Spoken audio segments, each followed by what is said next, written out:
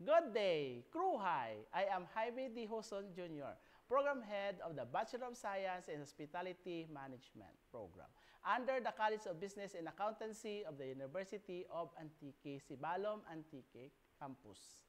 As one of the promoted members of Sustainable Livelihood Extension Program, I am overflowing with positive and excitement about the success of the BS Hospitality Management Sustainable Livelihood Extension Program.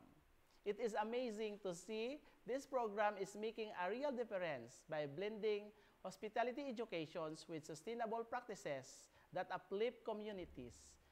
The impact they're creating is so inspiring. I'm genuinely proud of the effort and outcomes of this program. It is a perfect example on how education can drive positive change in both student skills and community well-being. Kudos to everyone involved. Maraming salamat po.